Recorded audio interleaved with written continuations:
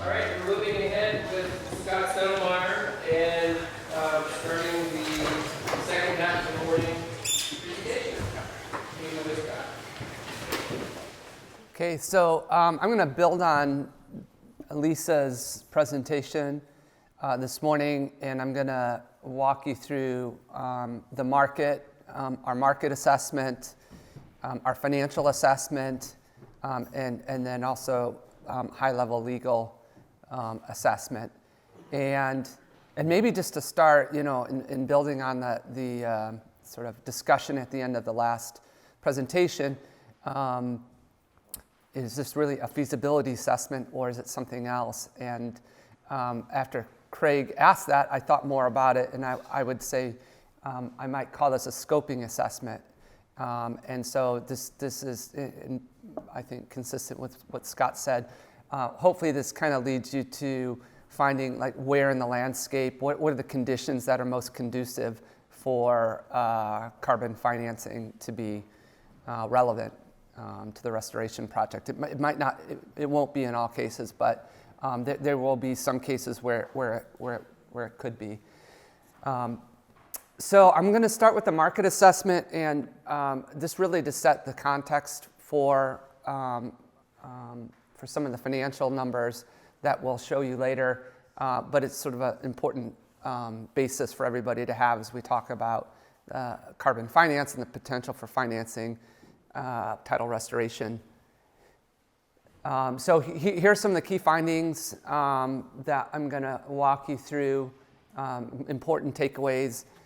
One is that offsets from tidal wetland restorations can only be sold into the voluntary market at this point. So only buyers who we consider voluntary buyers under no regulatory requirement are the ones who would buy these offsets. And I'm going to talk a little bit more about the difference between regulatory and voluntary markets. Offsets with high co-benefits in the carbon market. We think we talk about co-benefits as the other non-climate mitigation benefits. So fish benefit, habitat benefits, coastal resiliency.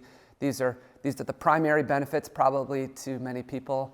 But in carbon lingo, those are the co-benefits. So carbon offsets with these other co-benefits and that have high scarcity typically trade at higher prices in the market. Closer in the marketplace, we see voluntary offsets with good co-benefits and high scarcity trading around $10 a ton. And we think blue carbon offsets fit into that category. So that's going to factor into our financial assessment later. And then the third takeaway I want you to leave with is that this voluntary market is still pretty dynamic. There's growing demand. Some of that demand is coming from, is projected to come from the international aviation sector. It's really, in one sense, that's a sort of regulated demand. And we'll talk about that some more, but they're going to be buying voluntary offsets starting in 2021 to meet some of the sectoral targets to reduce emissions from that sector. And it could be an opportunity for blue carbon. The rules are still in development, so we need to track that development. So just to review the types of carbon markets. So compliance carbon markets, these are ones that are where buyers are motivated by compliance with regulations. So you'll know, you being on the West Coast, you may have heard we have a compliance market in California. It's the largest market we have in the US. We also have a compliance market in the Northeast called the Regional Greenhouse Gas Initiative, or RGGI for short. It covers electric utilities only. The California compliance market is more comprehensive. It includes transportation and all large emitters, not just in the utility sector. You'll be aware there was discussions in Oregon earlier this year, in Washington last year as well, about these types of markets. And the idea with these markets is that there are allowances that are issued by the state or by the regulatory agency of the state, and buyers have to either purchase an allowance or they can purchase an offset. They have to submit those in an amount equal to their emissions each year to be in compliance with the regulation. So buyers will buy offsets when the price of those offsets is below the price of the allowance. So another way to say that is the allowance price, or the price that those sell at, serves as a sort of ceiling for the prices of offsets. And in California and in RGGI, tidal wetlands is not an eligible offset activity yet. The primary activity, I mean, in reality, because prices are so low in RGGI, there are no offsets that get developed and sold into that market. They all get sold into California market, where prices are about 2 to 3 times what they are in the compliance market in the Northeast. And in California, forestry offsets is the major offset project type. It accounts for like 75% of the offsets that have been issued in that market. So there is a land use offset category. It doesn't include tidal wetlands at this point.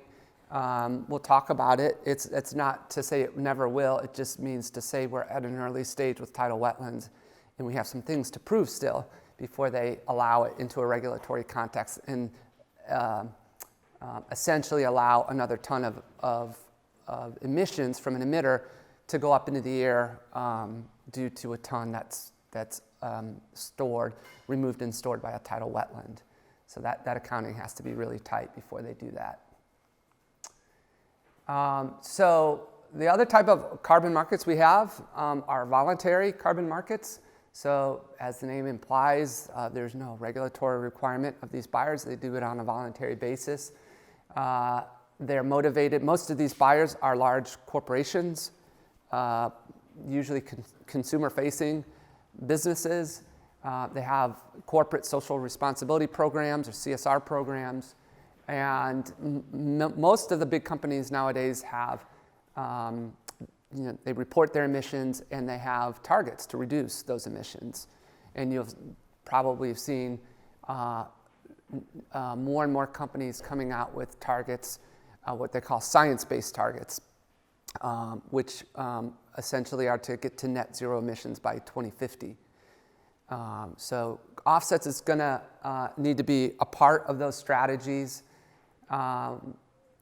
The offset programs, when we talk about voluntary markets, there's sort of 3 main voluntary offset programs in the U.S. The Verified Carbon Standard, which was mentioned this morning. This is the methodology that we use for this assessment.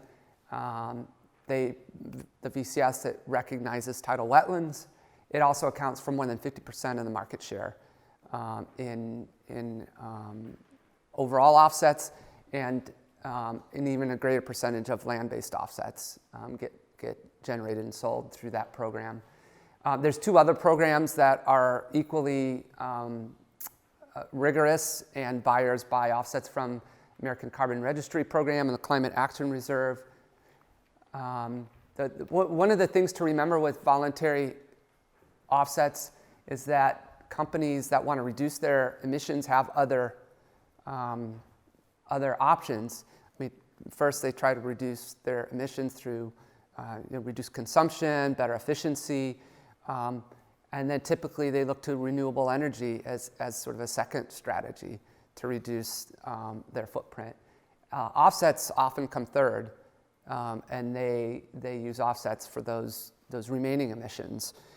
So offsets competes with other strategies at the corporate level. And as I mentioned before, tidal wetlands restoration is eligible under the VCS globally to generate offsets, and so that's why we use that framework for this study. Just to give you a better feel for the market in the voluntary space, As I said, most of the companies are large consumer-facing companies. They mostly come from the US and Western Europe. So you can see, hopefully you can see those up there. The buyers come from a variety of sectors, energy, events and entertainment, finance, transportation industry. These are kind of the big ones right now. Transportation especially, if you've noticed, there's been a lot of articles about the impact, the climate impact of flying, and there's been several in Europe. Air France, British Airways already pledged to offset completely the emissions from domestic flights in those countries. And it's not a regulatory requirement. I think you'll probably see more of that here in the US as well.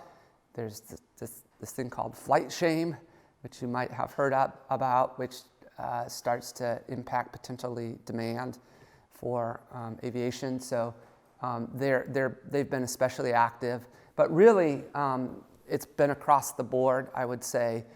Companies making new targets and being less, I guess, naming offsets more specifically as a strategy to getting to net zero by 2050. I mentioned this morning, IPCC reports also all the pathways to get to net zero by 2050 include soil carbon or carbon removal.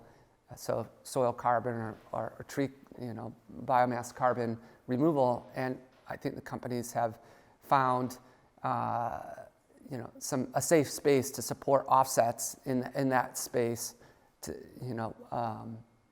based on some of that science as well.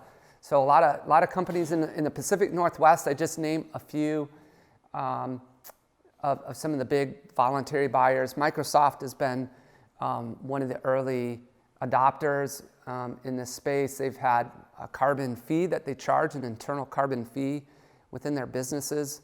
They allocate that fee. They collect to energy efficiency improvements, renewable energy investments, and carbon offsets. And they've been focused on the land use sector for a while. They did support a lot of projects internationally at first, but they've also been active in supporting projects in the Pacific Northwest as well on the land side. The Climate Trust is, they're not an end user. They're not, they are a buyer, but they're more of an intermediary. They work on behalf of other end users, primarily in Oregon. They buy offsets for utilities that either increase their capacity, existing capacity, add new capacity, and have an emissions footprint associated with that. There's legislation that says they have to offset the emissions from that.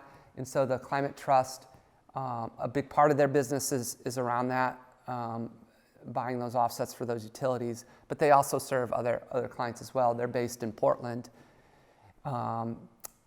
Amazon has been a more recent, more recently in the news. They just announced some environmental targets and strategies. Included in that is a $100 million commitment to invest in reforestation. So when we talk about tidal forested wetlands, that would fall into the reforestation bucket, I think. And then Kaiser Permanente is Oregon-based healthcare company, and I mention them here not because I think they're recently entering the market. I don't have data on how many offsets that they've purchased, but they've made climate commitments. They've named offsets as a key strategy in reaching those commitments. And I think it just demonstrates sort of how these commitments are spreading to different industries and different players than you might typically think. This is the voluntary market demand based on the latest survey data we have, which is actually just through 2016. There's a new survey going on right now that will give us another couple years of data. I think it will look roughly the same as this. So across the entire market, all project types, the volumes, annual volumes for purchases of voluntary offsets have been about 75 million tons a year. So in the carbon market, we measure everything in terms of tons of CO2 equivalents. So when we have other non-CO2 gases like methane and nitrous oxide, we use global warming potentials to convert them to CO2 equivalents, and then the unit of trade in the carbon market is always a ton of CO2 equivalent. So this is shows you all offset project types, and then forest carbon or land-based carbon. You can see it's been about 20% of that volume consistently. So one of the leading offset project types. This gives you an idea of what some of the prices are by project type. I mentioned earlier that price offsets with high co-benefits, like in the land-based sector, trade at better prices. So the ones in the orange rectangles are the land-based projects. The red is avoided deforestation projects. There's afforestation, reforestation, and improved forest management. And you can see they trade somewhere between $4 and $10 a ton. There's a wide range. This is in the regulatory market, by the way, there's a single price. It's a commodity. A ton is a ton. It has the same compliance value whether it comes from a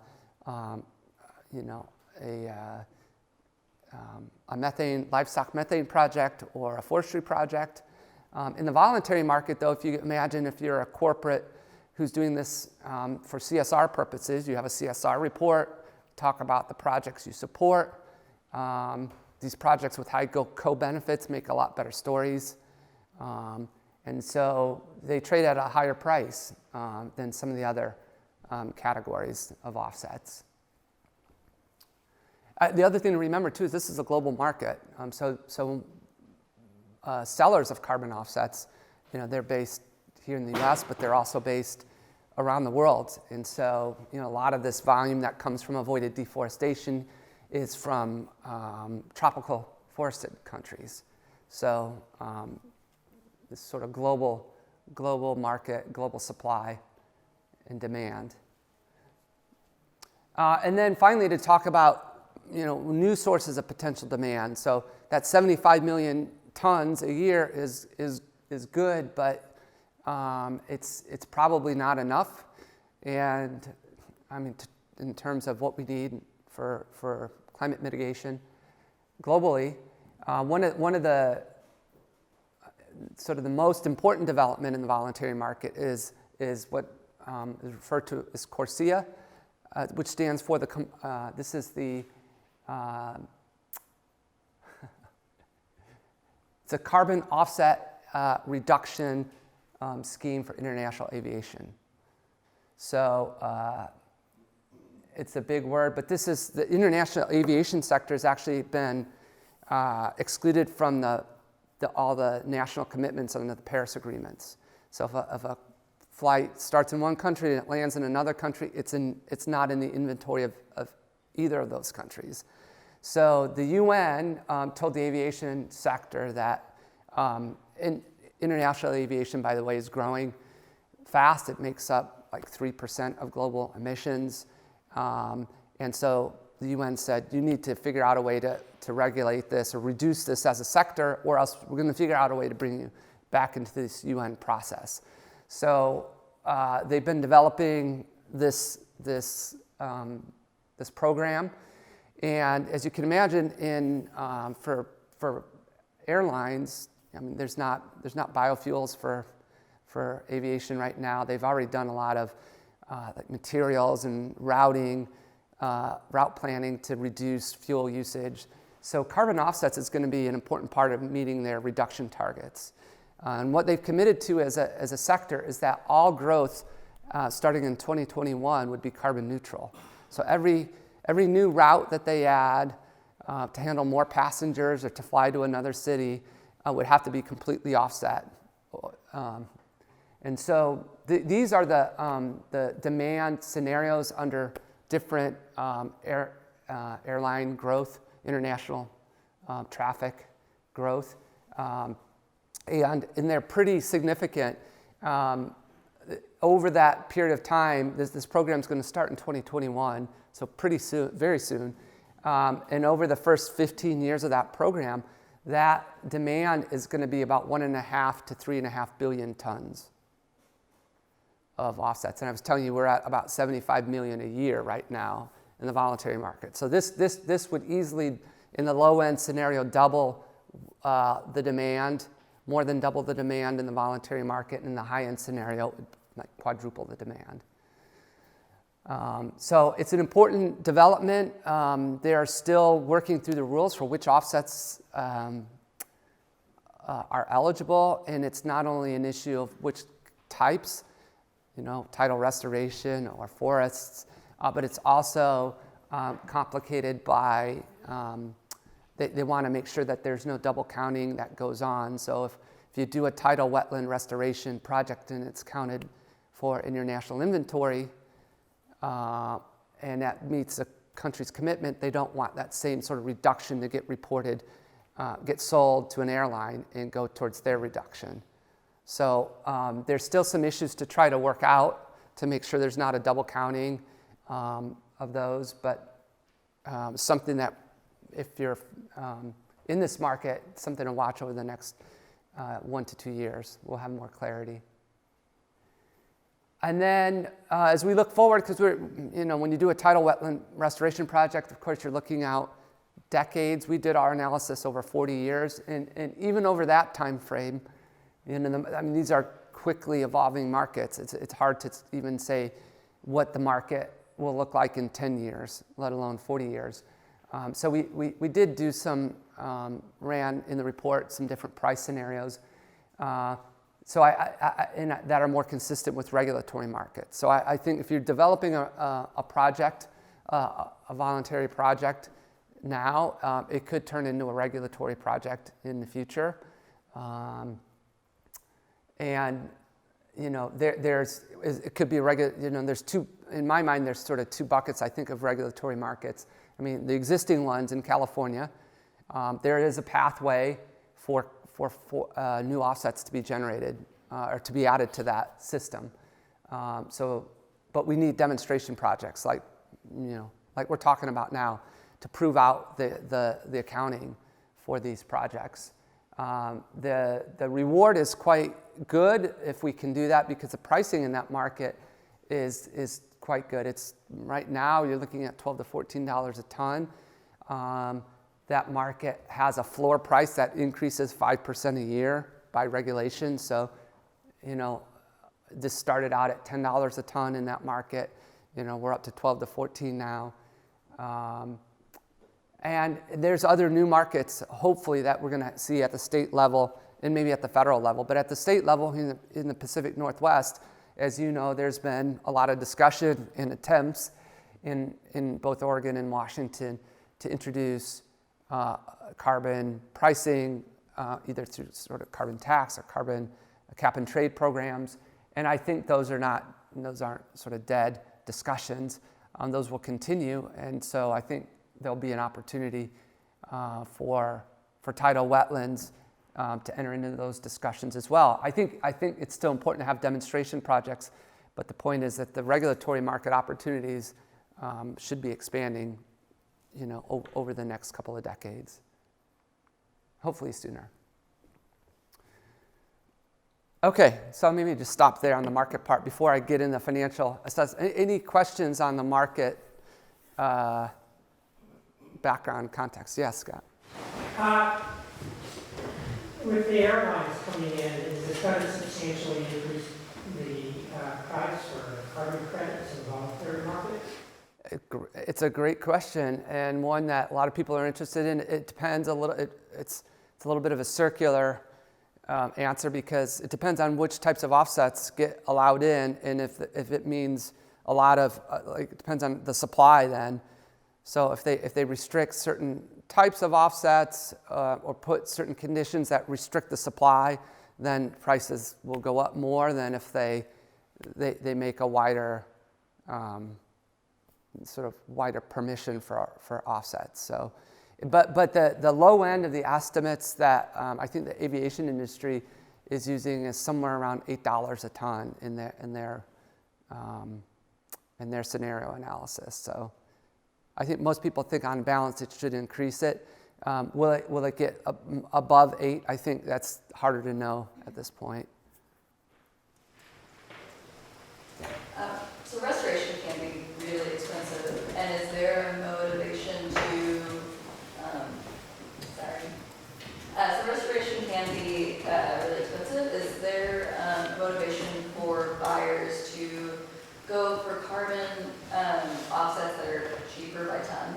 And is that, do you think that's might be a problem, especially if you're talking about, 1,000-acre estuary restoration project that's kind of a pretty big price tag? Yeah, I mean, unfortunately, the prices,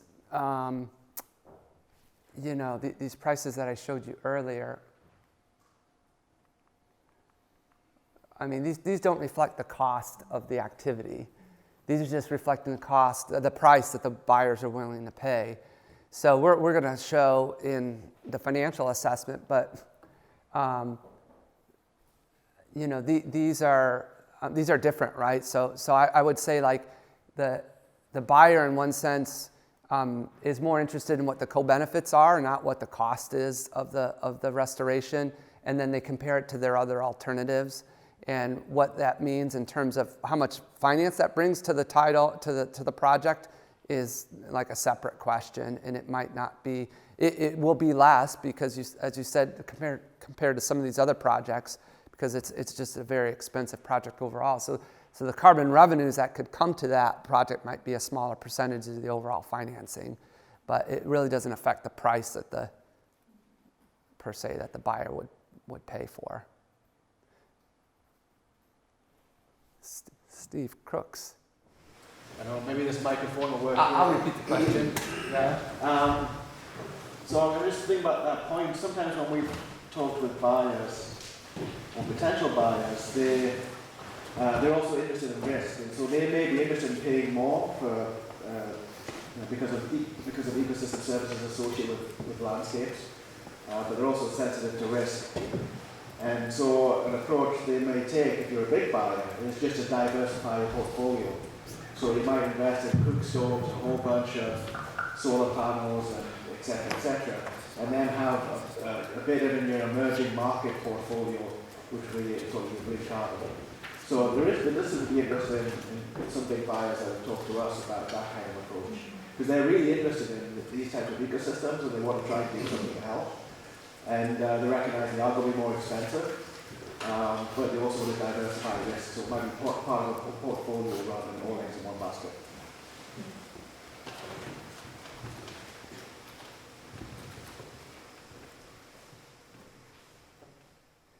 All right, any questions on the phone?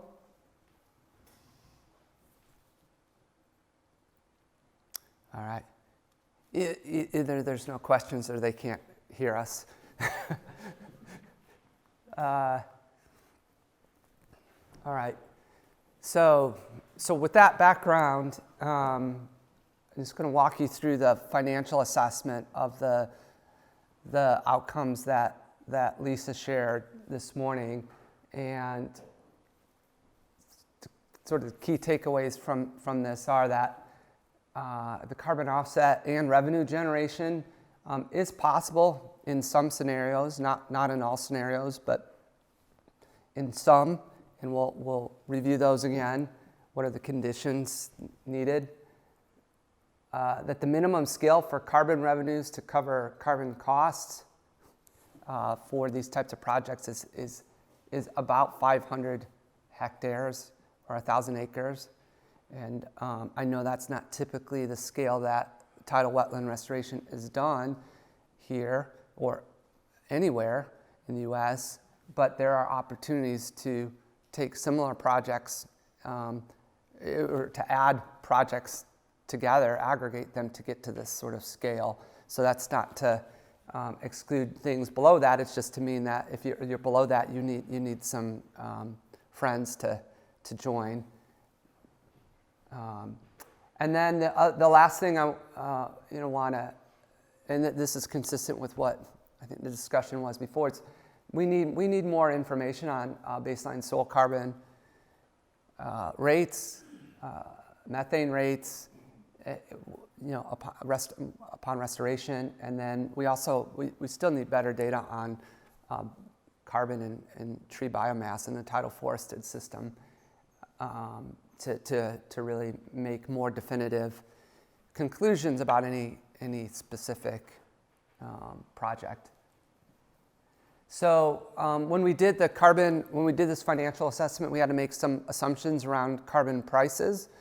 As I said earlier, we think $10 a ton in sort of high end of where you see land-based carbon projects, but for a very charismatic, very scarce blue carbon credit, we think $10 a ton is still, it's very, very feasible.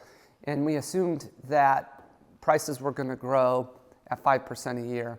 And we ran some sensitivity analysis as well between 0 and 10%, but as sort of our base assumption, we felt comfortable with 5% a year. That gets you to about $40 a ton in the year 2050, which is still pretty conservative because there are economists that would tell you right now that we need to be at $40 a ton today to hit the targets that scientists say we need to hit by the year 2050. So I think it's still relatively conservative. We made some assumptions around carbon costs as well. So these are the costs related to the carbon project, sort of incremental to any restoration costs. And these are generalized costs based on our experience in the forest sector as well. We assumed $150,000 of upfront costs to cover PDD stands for project design description. This is a document that the VCS where you take the methodology that they've approved and you document all your baseline conditions, how you're going to quantify the carbon benefits of your project. That goes through a third-party audit process called validation. So those are the assumptions on those costs. We've not included a lot of budget for extensive data collection for baseline values. So there's provisions in the methodology where you could use literature data, default data for certain cases, and so that's probably an area where there's still more baseline data collection that is needed in the Pacific Northwest, which was mentioned this morning.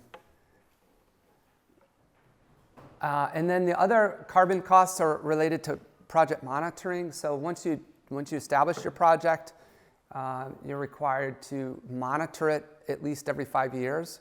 And when you monitor it, you quantify what have been the results over the last 5 years. That's when offsets get issued. There's a cost to doing that. There's field data collection often involved. There's a prescriptive monitoring report that has to you quantify the benefits based on the project design that was approved, and then that goes through a third-party audit or verification as well.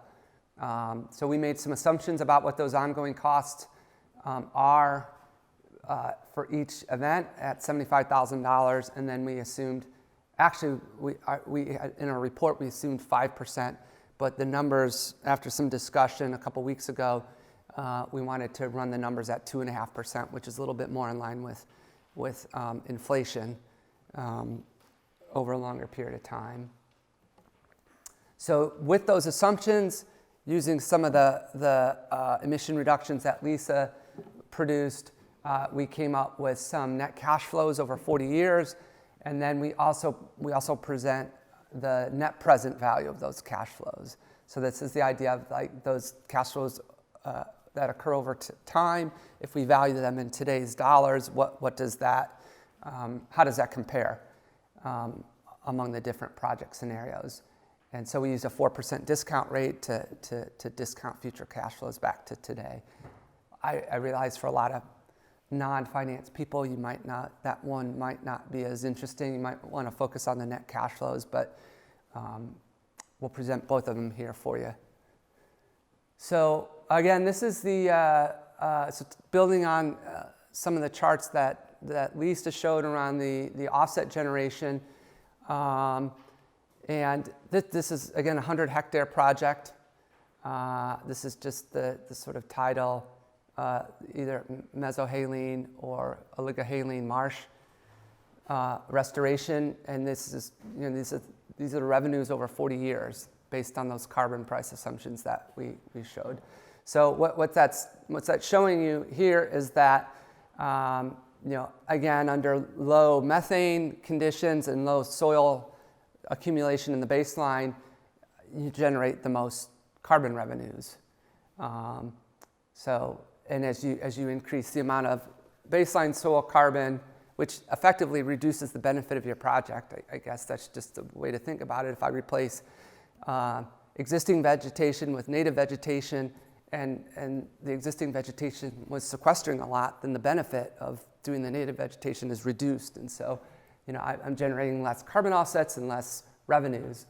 And equally, if I'm generating more methane from the restoration, I have a smaller benefit, smaller revenues. In the report, just to, reference, and some of the data that Lisa presented, we looked at scenarios that corresponded to high soil carbon accumulation in the baseline and methane emissions in the project scenario in these sort of two amounts. And so in those conditions, as Lisa was saying, you wouldn't generate any carbon offsets, so there's no revenues in those conditions. But if you can reduce the methane emissions or reduce the soil carbon accumulation, then you're looking at potential carbon revenues. And then just to kind of restate, so on the carbon costs, when we look at the upfront costs, we look at the monitoring costs over 40 years that grow at 2.5% a year. You get about the expenses that get counted against these revenues are about 1.2 million over those 40 years. So pretty significant. We're going to talk about it's really scale independent. So if we did a 500-hectare project, it still looks about like this. So that's where the value of scale comes in, because the cost to develop this project design document, get it audited, the cost to do the ongoing monitoring, put together that report, get that audited, those is roughly the same whether it's 100 hectares or 500 hectares. The field work may vary, but if you can get relatively similar conditions, then the intensity of the field work doesn't change, it just gets spread over a larger area. So I'll show you the results when we scale up the project to 500 hectares. So these are the net carbon cash flows, revenues minus costs. So you can see with that cost number, even though we're generating revenue in these scenarios, these unshaded scenarios, we still have a net cost that because of some of these monitoring and upfront costs. And of course, sort of, it's least expensive, or has sort of net cash flow is sort of smallest in the most favorable sort of baseline soil and project methane conditions, but it's still negative at the scale of 100 hectares. But if we change the project size to 500 hectares, we basically keep those costs flat, but revenues get to scale up by 5 times because we're at 500 hectares, not 100.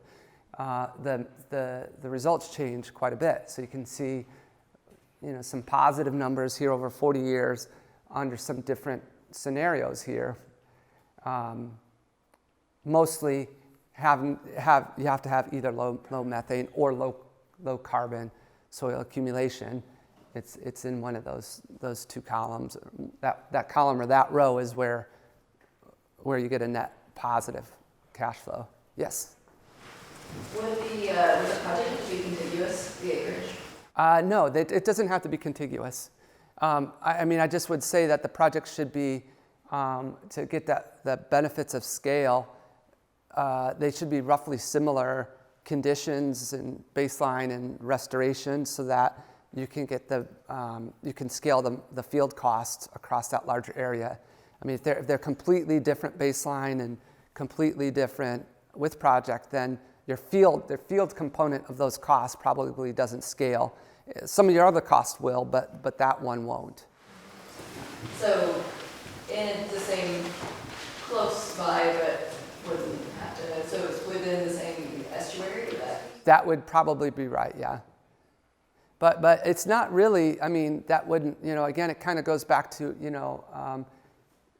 probably more similarity in vegetation and salinity, which would be probably the drivers, in temperature, other climate variables that would drive like temperature and methane generation, and so those would be the ones you would want to be more similar. And then this is the net present value analysis. So this is taking those net cash flows over 40 years, and what's the value in today's dollars if you discount them. I don't know if anybody here besides me cares about the net present value of those cash flows, but this is what it looks like, again, at 100 hectares and then at 500 hectares. So it's a smaller value than the cumulative value over 40 years because it's being discounted to today's dollars, but it's still the same conditions that produce the positive results. And then I guess just to, we mentioned this morning the case of the Snohomish, and it's really not just the case of Snohomish, but we modeled tidal forested wetlands in the Snohomish. And there's an opportunity for tidal forested wetlands here as well. And so, how does that change the math? And this is at 100 hectares. You can see actually with the benefit of that tree biomass. And this is a 2/3 forested marsh scenario, by the way. So the benefits of that tree biomass compensating for some of that, compensating for methane and some of the baseline soil carbon accumulation. You see some positive results even at a scale of 100 hectares where you have very low methane and relatively low carbon accumulation. And then at the scale of 500 hectares, you actually see sort of benefits across the board at various methane and baseline soil assumptions. So I think the bottom line is, and I started with this, is we have data gaps. And even if we do have data, the site by site, you're going to have variability. And so if you're looking at a potential project, I mean, these are the questions that you need to be answering. It's like how much soil carbon is being accumulated in the baseline and how much methane is likely to be emitted, which is probably related to, in large part to salinity. If it's very saline, you could probably be sure it's going to be very little. And if it's not very salty, it's below 18, it's going to depend. You could have a range of results based on vegetation and other site-specific conditions. So you could fall anywhere in this chart, depending on your situation. So before I just go on to the last part, are there any questions on the financial assessment? Yeah, Katrina. Can you explain why the 40 years? Is that something? Yeah, good question. Yeah, so the 40-year time, the question is why did we select 40 years as the time horizon for the analysis? And the VCS allows projects to be credited up to 100 years. It allows you to choose a project crediting period, an initial period, up to 40, and then it can be renewed. It's between 20 and 40, 20, 30, or 40. So we just picked 40 as something that was relatively, still in the medium term, and beyond that becomes a lot harder to predict. I think things like sea level rise. There was a question around how does sea level rise affect this? that has a bigger effect as you go later out in that period in both baseline and project scenarios. Carbon prices, what do you assume about that? So I just think the uncertainties kind of grow beyond that 40-year time frame. So we kind of we settled in at 40. Yeah. So I'm just looking at the scenario where, the best scenario where you get $3 million over 40 years. How would that be dispersed over time? That's the cumulative amount. Well, yeah, we have all the spreadsheets that, but it's relatively consistent over time. The amount in the models I mentioned earlier, I think we assumed restoration would take about 5 years to get to full rates that we assumed, and then we assumed sort of an annual benefits after that, and then carbon prices increasing 5% a year. So it's the amount of offsets getting generated per year are pretty consistent, and then we just we have the price increase. So I would say it's roughly spread evenly, but because of the price assumption, it's maybe a little bit more back end loaded because of rising prices.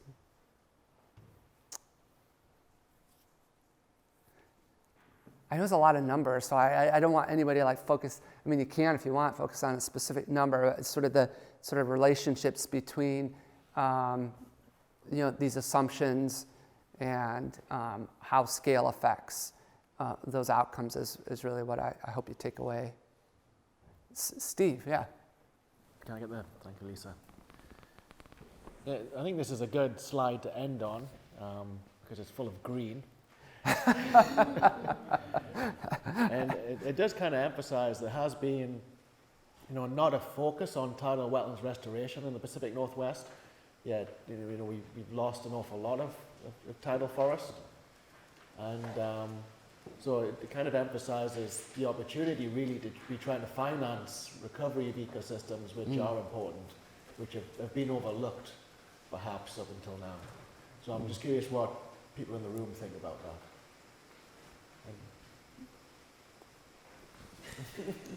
Yes. I think it's fantastic to have this support. I think a 500-hectare project would be very rare. Can it just be a scattered set of separate sites that could be evaluated based on understanding of their landscape setting? Okay.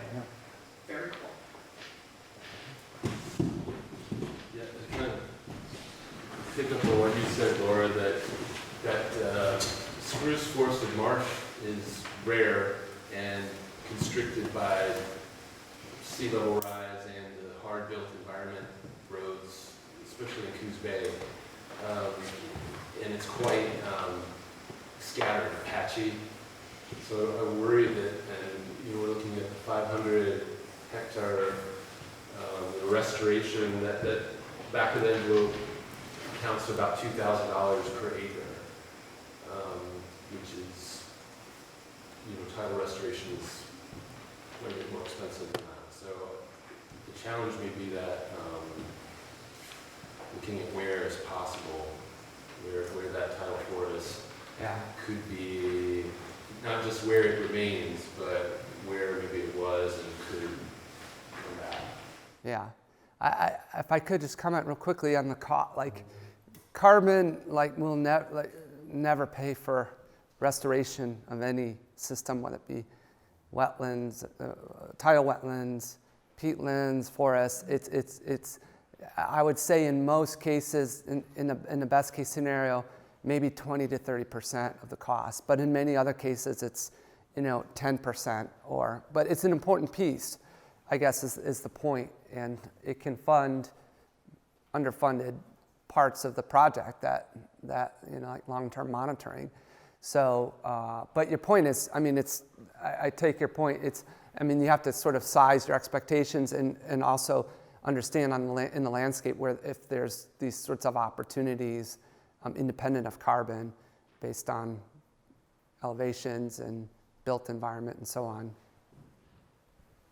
Yeah, just to add to that point you make, I think it's also worth considering whether, for $2,000 per acre or hectare, whether that can be used as an incentive. If you have a landowner who's like, well, I've got marginal land, but I've had land in my family for generations, but I don't know what to do with it. And somebody else wants to come along and restore the environment, maybe an agency. If that funding could be used as an incentive for him to do, pass it over as an easement to somebody else. There might be models like that. And so it's more those kind of incentive-based schemes rather than... Well, that's what we hear, that current easements are low and hard to sell. So if you can add a premium, you're attracting more customers perhaps. Yeah.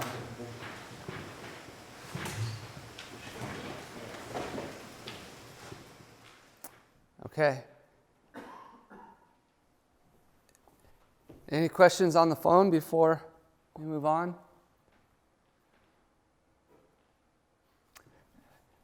Is there anyone on their phone? Okay. I'm conscious of the time too. I feel like maybe I'm running a few minutes slow here. So I just want to cover these last slides on the legal assessment. And as I said earlier, this was a high-level assessment. It really, I mean, as you can imagine, site by site, owner by owner, this is really where this kind of assessment needs to be done. But just to lay out to some of the principles around offset ownership as you think about these issues. So here are the key takeaways is that offset ownership within these standards is evidenced by a land title or an agreement with the title holder. So the assumption is that any carbon that's removed and stored on that land first, the ownership resides with that landowner. He can transfer that by agreement. When you're talking about public lands or tribal lands, there's additional administrative rules that you have to consider. Private lands are pretty straightforward. Private landowner has every right to enter into an agreement with someone on the restoration and on the carbon offsets. But when you talk about state or federal agencies or tribes, they have sets of administrative rules that govern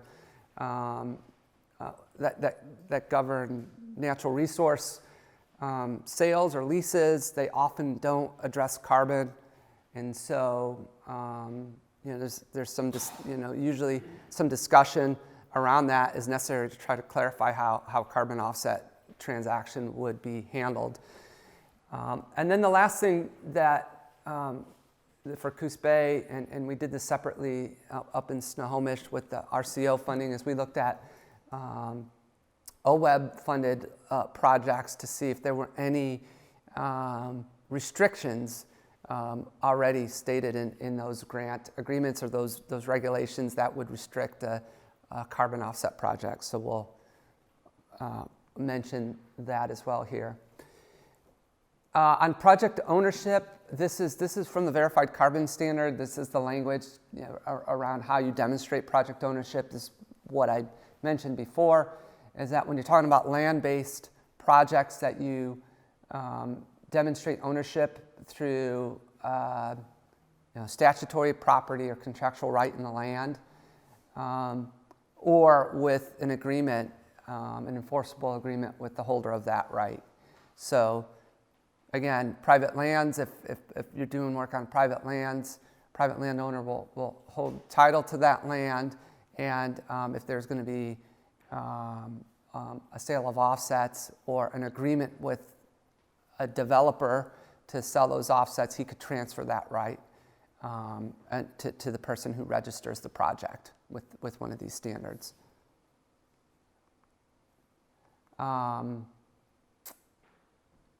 I mentioned, I just mentioned this. We have administrative rules we have to consider within public land and tribal lands. The good news in both cases is there are precedent projects. So this isn't the first time we've asked this question. Of course, in each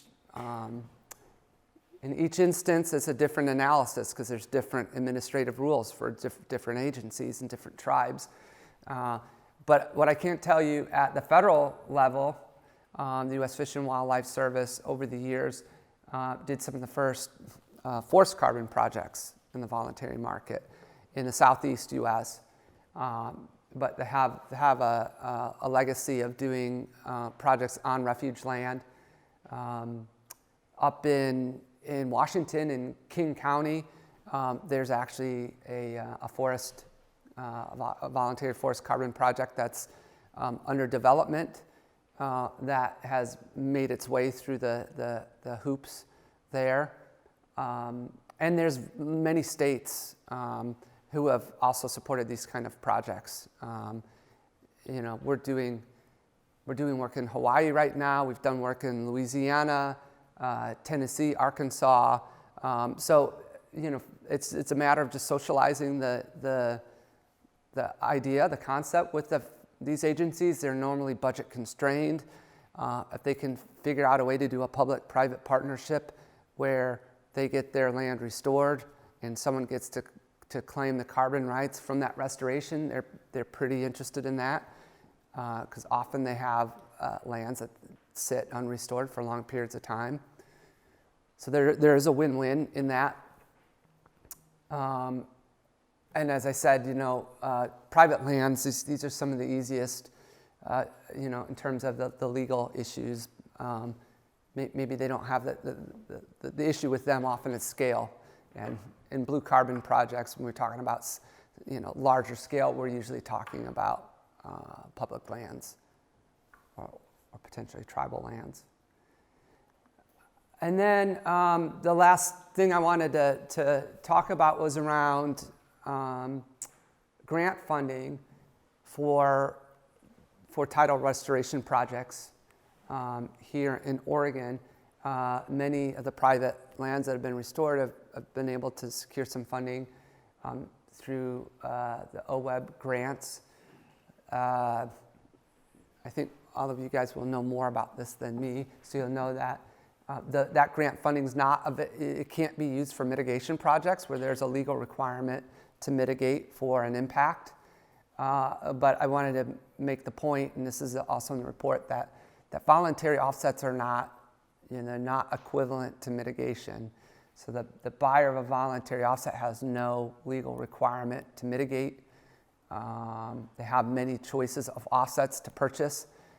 If they want to support a tidal wetland restoration project, they can. If they want to support another project, they can. So you can't make the argument that this sort of tidal wetland restoration would already occur because of this mitigation requirement. So that's not to be confused with voluntary offsets. There are no explicit prohibitions or limitations on the use of restored areas in this OWEB funding. Nothing that says you can't generate carbon offset funding. Really kind of no limitations of any kind. There are some limitations on subsequent conveyances of land, and they require OWEB approval, and there's a condition that they don't result in a profit. And what we're talking about here, well, two points. One, a sale of offsets is not a conveyance of land. So that's important to know. And in most cases, I would see that the money from the sale of those offsets is going to go help fund or defray costs of the project. And so it's probably unlikely to result in a profit either. It's more of a cost support mechanism. So admittedly, with sort of high level review of what those regulations have to say, they don't explicitly address carbon, so we sort of try to identify the areas that would potentially limit a carbon offset project and didn't see any issues there if there was a restoration project that also received funding from OWEB. And I think that would, the same arguments that apply to public lands probably apply to OWEB-funded restoration, that there are some win-wins here, that if you can get private funding to help match some public grant money, to make a restoration project, that's a win-win. And if there's any, there's probably a need to, if these projects arise, to have those conversations still. But I don't see sort of a conflict between the purpose and the mission of these grants and the purpose of the offset projects. Yeah, there's a question in the back. So does it matter if the restoration project has already occurred, the timing I'm asking about? Yeah. So the question is, how does the timing of the project affect the carbon offset eligibility, and what if you have an existing project? And so the answer is to that question is under the verified carbon standard, they have a 5-year window to register a project after it's been initiated. And so it has to get through this third-party audit process as well. So if you have a project that was done, 6 years ago or 7 years ago, it's probably too late.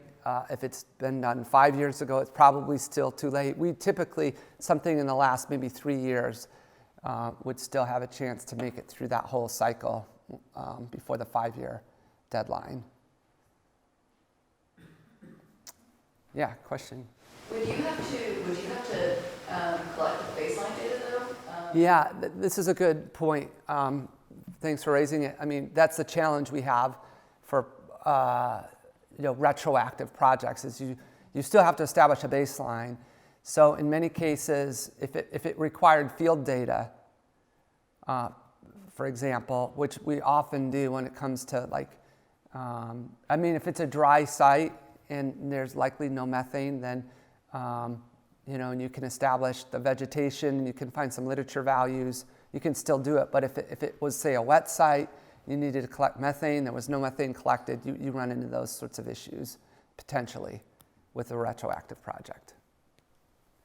Yeah, Steve. Yeah, on that very point, thank you. On that very point, say you're up against the clock, Yeah. and could you use conservative assumptions, and then after you get the project through with conservative assumptions, then collect the baseline data to narrow the uncertainty to get better values? Yeah, once the base, you can't, there's really no provision for that except when, in cases where you have to renew the baseline. So in some cases, and I have to just double check, I think in the tidal wetland restoration, you have maybe 10 years, you have to revisit the baseline emissions and update it. And so you wouldn't be able to do it until then. So there's no way to kind of do it this year and then next year update it. You'd have to wait till your next sort of baseline renewal. Yes, and so that next renewal, would that only be for conditions going forward from that renewal, or do you think No. you could retroactively claw back some credits that you didn't claim previously? Yeah, no, it would only be going forward. Yeah. Yeah. Yeah, question, Heidi. Is there any effort being made to reduce the cost of the third-party auditing? Yeah, so the question is there any effort to reduce the cost of third-party audit? And it's actually a challenge in the industry right now because there's not a large number of firms.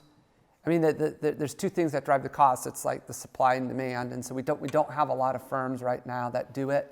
They have, they need very technical people, so their pool of people to hire is small.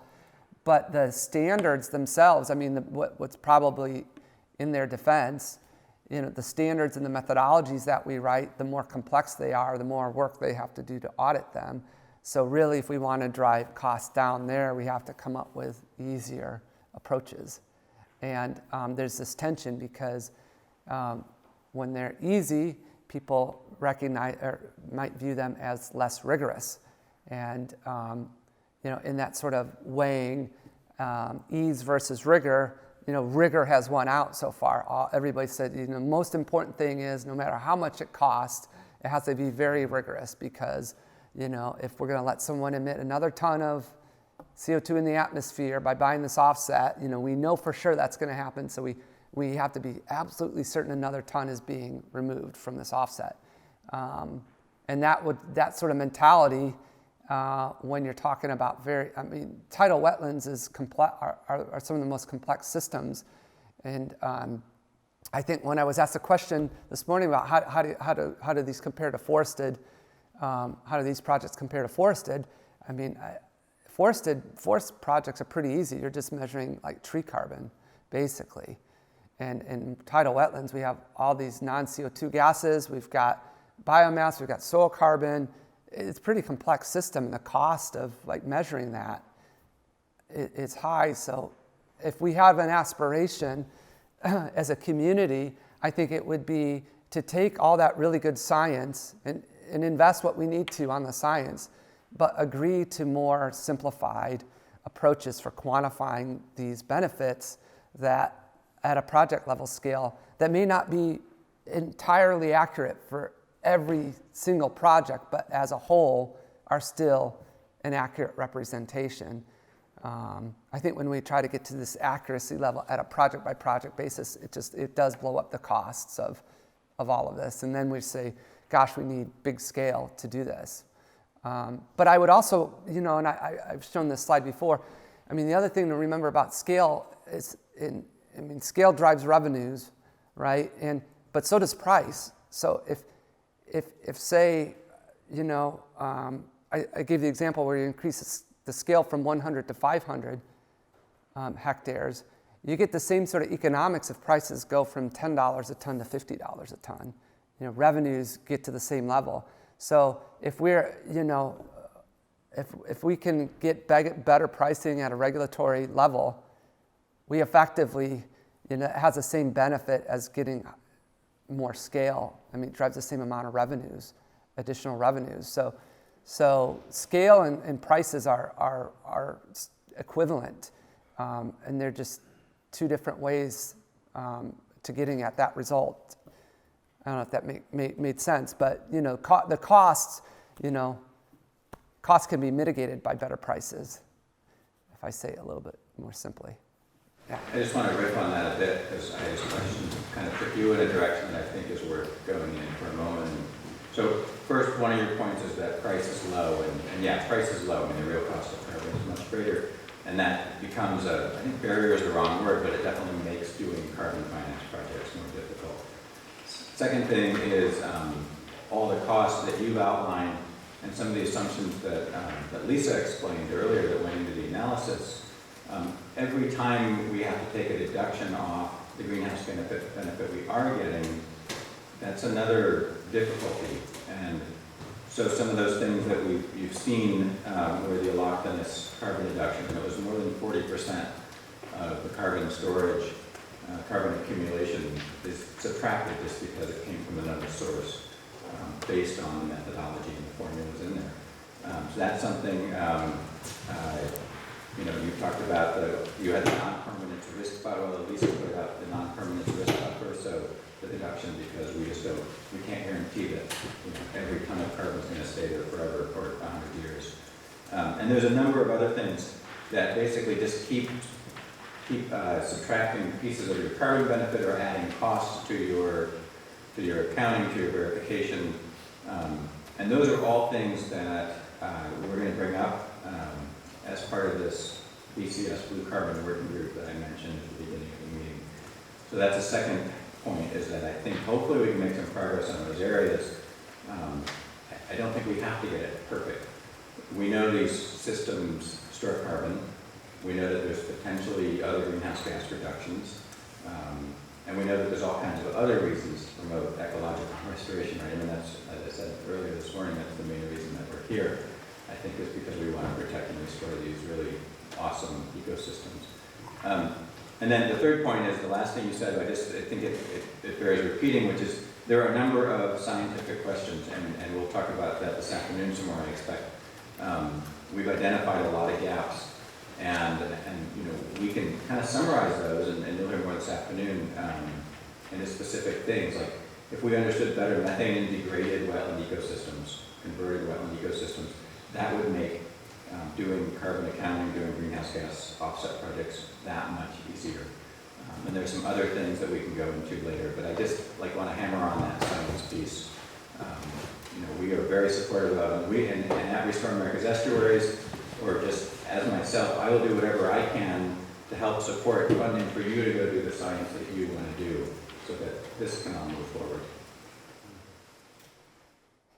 Can I add just one other point to connect this to the afternoon? Because this sort of discussion came up in the Snohomish, and it was, I think there's a question, I don't know if this is what you asked about the time frame, 40 years. And some of the data I think that you're going to see in the afternoon on carbon stocks is going to reflect a much larger time scale in carbon stocks that accumulated over hundreds of years or maybe even thousands of years. And so, and you will see in these mesohaline and oligohaline sites large stores of carbon. And then you would say to yourself, how is it that we're storing all this carbon, but we're saying because of methane, the benefit is relatively muted? And remember that carbon markets, whether we're looking at 40 years or even 100 years, it's a really kind of a small time frame in the geological time scale. And we're worried about methane and what the impact of methane is, and we've got this multiplier for methane that is like 25 times what it is for CO2. So it amplifies the impact of methane over the short term, but over the long term, methane has a relatively short life in the atmosphere, and after 1,000 years, you've been removing carbon, soil carbon, and storing it in the soil for 1,000 years, and what you're left with is maybe 10 years of methane still in the atmosphere. And so you can get large accumulations of carbon over time that have a big climate benefit. And just the sort of mechanisms we have, the accounting methods we have to measure climate impacts over the next 100 years, are not so helpful to those sort of accounting in those systems where we have methane. I mean, there's sort of a high penalty for methane emissions because of its relatively short-term impacts. And we have short-term time frames that we're managing too. So, want to leave it there, or how are we doing? Steve, you have 1 minute for your presentation. Maybe we keep it 3. I'm sorry, I forgot a couple more. You want slides, or you just gonna? Yeah, I'll do slides, but I'll go through in about 5-10 minutes. Yeah. Quick. Is this one on okay? Is this mic good? The one you have on, Yeah. theoretically. Yeah. Okay, so I'd just like to wrap up. It's lunchtime we drafted up some notes of sort of data gaps and information needs, and where we go from here during the last meeting. And so maybe we'll just revisit these and see if they're still good. There's Scott.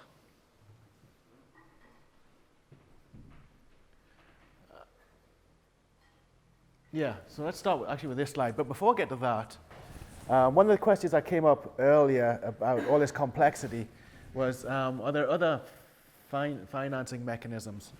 And one mechanism that's out there is bond financing. And we didn't go into bond financing for this study, but I just want to bring it up because this is something your neighbor to the south is doing as the country burns. So the idea of bond financing is somebody like a pension company is sitting on lots of money, and they have a fiduciary responsibility to reduce risk to their assets. On the other side of it, somebody wants to borrow money to do something. Often it's a development, but what has come about is that you'll hear the term green bonds, blue bonds, climate resilience bonds. They're all sort of in a basket, the same sort of thing. And it went from a market that was around about zero, well, it was zero in 2011, to being worth $200 billion a year last year. And so people like the states of California, city of San Francisco, the state of Maldives are getting these bonds. So what's California doing with them? This is the second bond, second example of a bond. This is on the ballot to come out in 2020. There was one that was approved by the public in 2016, again for a bond of $8 billion. And what they're doing is they're using the money to invest in various climate resilience activities. You'll see in there wildfire protection, risk reduction, drinking water. But in there also is, improvements to fish and wildlife from climate risks. Now that might, for instance, include kelp and things downstream, protecting agricultural lands, protecting coastal lands, baylands, oceans, and climate risks, and then education. So wetlands restoration is being financed by bonds like this. And the way that they're recognizing the climate aspect is the project to get the financing you fill in a spreadsheet to see what your greenhouse gas impact is. And if you get further up, the more of a greenhouse gas benefit you have, then you move a little bit further up in terms of the priority for funding. And so the funding organizations which are doing this now tend to be flood protection agencies who want to do flood risk reduction by opening up the floodplain. And so it's an interesting, different type of client base which is getting involved in wetlands restoration than traditionally. But it's also organizations like the State Coastal Conservancy, who are the traditional restorers of coastal wetlands. So just recognizing there are other mechanisms, and they're using this approach because it reduces the complexity of everything that we've talked about in carbon markets, and it allows to do things across the landscape. So I think this actually is an interesting approach that might be applied in various locations to simplify things. There we go. So this is a slide for the Pacific Northwest, but a lot of the principles are relevant here. Why did we come here? Why were we so interested in this region? And this whole area has a very interesting, diverse set of ecosystems which have been lost. And so there's an opportunity to do restoration across the whole coastal landscape and put some of these ecosystems back. But when we think about the resilience to climate change, you've got a lot of resilience here. You have gradual slopes, which are really important for wetlands to migrate. Some parts of the world, you don't have those kind of slopes, so you have things built behind them. You've got nice sediment supply. Some of the rivers in the Pacific Northwest have particularly high sediment supplies. And that's important in terms of resilience. You have restoration activity going on. You have a whole range of ecosystems. Maybe more in focus in Washington State than Oregon is the amount of community awareness and maybe political support. But you have some of that compared to some of the other states in the US that we've been working in. So the Pacific Northwest is a really interesting place to be, and that's why we wanted to try and see if we could, what the potential is to develop carbon projects here. So that's a bit of the background. So the research needs. And so maybe we can add to this based on the discussions, but we really still lack all these carbon sequestration numbers across the landscape. What we're going to hear about this afternoon is the stock data, which is very useful, but we need some carbon sequestration rates, particularly in restoring sites, particularly in forested tidal wetlands, as well as including biomass growth curves, and particularly in the baseline condition, where really this is a real data gap, as you've seen. Methane emissions. Really, the only methane data that we have is the data set that Scott's collected during the project, and Scott and his students, and we had to extrapolate that from a few sites to across the landscape, and so there are, of course, all the challenges associated with that Lisa mentioned. So really, we need to improve our methane data.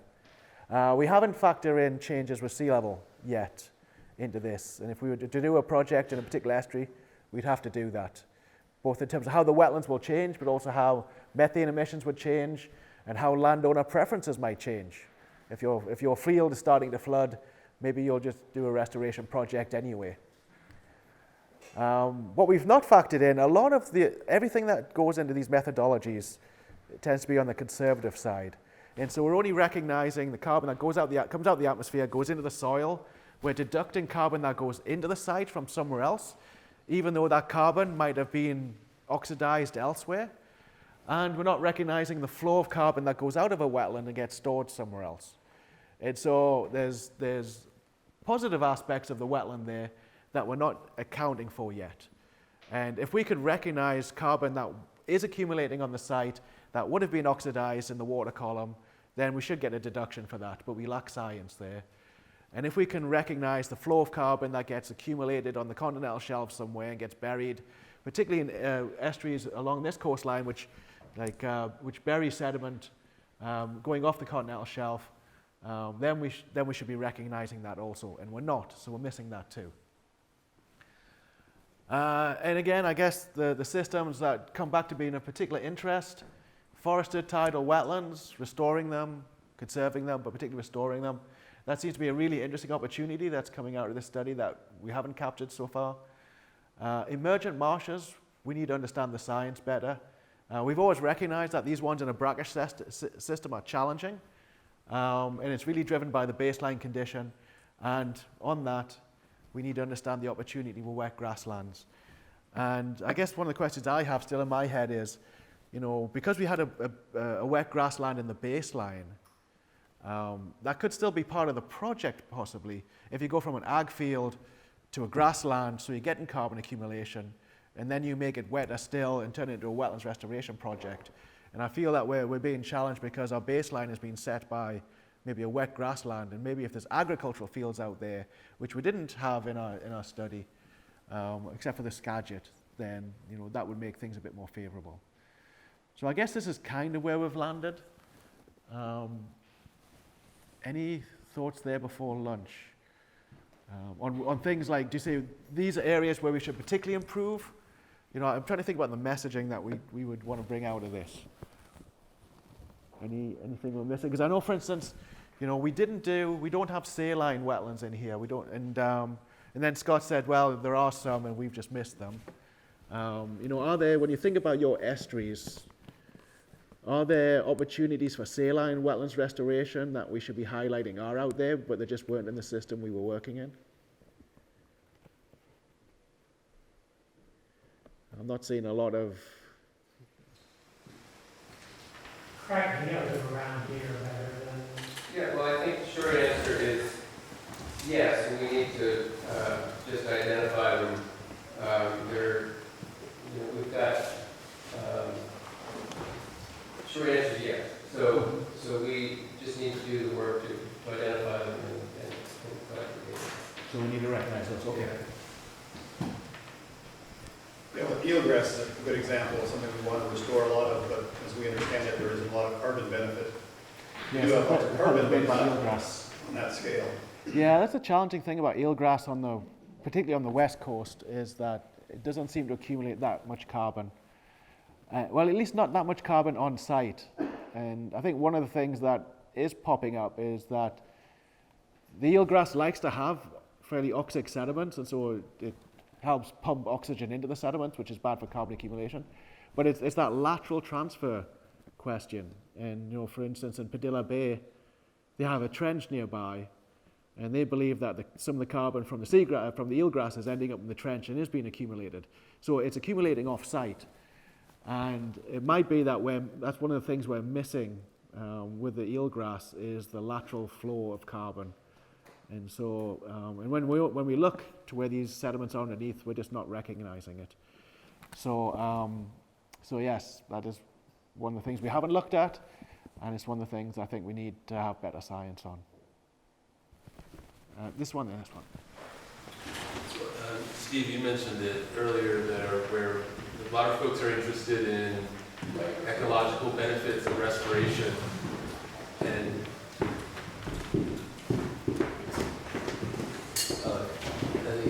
if we could identify proxies or variables that link benefits for carbon sequestration, fish habitat, we can find those, that low-hanging fruit that would benefit OWEB monitoring. Monitoring is challenging to fund, especially long-term. Mm-hmm. So any identifications there of something that signals restoration as a whole and captures multiple benefits would be desirable. Yeah, I think in terms of the multiple benefits, the point that Scott made, we should also recognize more is that while the methane, it causes a project to take a hit in the short term, over the long term, all wetlands restoration projects, coastal wetlands restoration projects are a net benefit. particularly if we recognize the lateral flows of carbon which are going through the landscape, which help support the fisheries and all of that. And so I think we do need to try and recognize these more. I think, Scott? One of the things I've noticed never really considered here is that in our,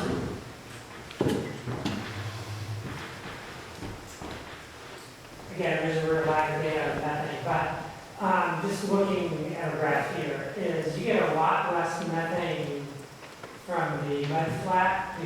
A lot of these are restored from mud flats initially because of the subsidence. And there you get very high sedimentation rates and relatively low methane because they don't have the vascular plants at any substantial level.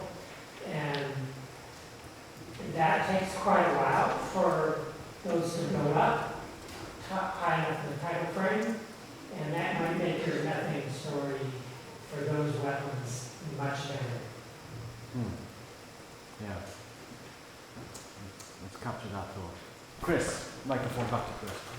Yeah, I just wanted to go back to your question about opportunities for restoration in more salient areas. And I think one of the cool things about the Northwest is there really is a wide diversity of estuary types. So I'm thinking of, for example, Metards Bay and Northern Oregon. It is quite salient. There's only a few sort of minor streams that go into that system. I don't know if there's a lot of area that could be restored there. Another highly salient estuary is Humboldt Bay. And Humboldt Bay is historically, I think, we lost 88% of their tidal wetlands, so a lot of opportunity there. And again, no major rivers directly feed into Humboldt Bay, maybe one semi-major river. So it's a very salient system where maybe your numbers would be very different if you compare Snohomish to Humboldt Bay, for instance. Yeah, it sounds like as well as improving, just basic science on some of these emissions, that it would be helpful to actually make this project scale, look across the landscape of where the different opportunities are. So Humboldt Bay and the other estuary you mentioned. Metards, it's not very large near Tillamook Bay, but it's pretty salty.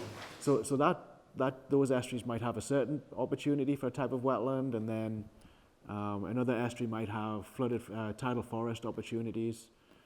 Of course, we want to try and restore we want a suite of ecosystems, and some will be net neutral. But there may be opportunities for particular types of wetlands in certain places. So having a landscape look at this is something that should be a follow-up to this project, perhaps. Question on the phone? Anybody?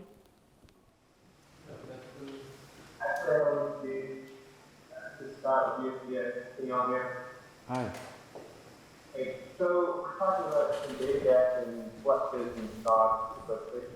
The numbers, so what we start with and then what we end with, if you're concerned that we're maybe missing some of the picture in the transition between those two habits. So you don't have any data on what happens in the first maybe year after restoration. Maybe there's a huge lateral flux of carbon out of the system that's just because of the store.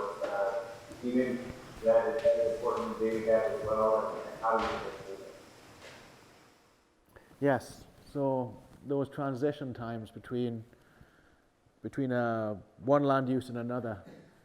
I think there is some data, but by and large we are pretty low on that kind of information. So yes, thank you for bringing that up there, Scott. So I see a lot of lunch faces. Yeah, okay, so, yeah, I'm just gonna say, if there aren't any more questions, we'll shoot over into the next, into the lunch phase.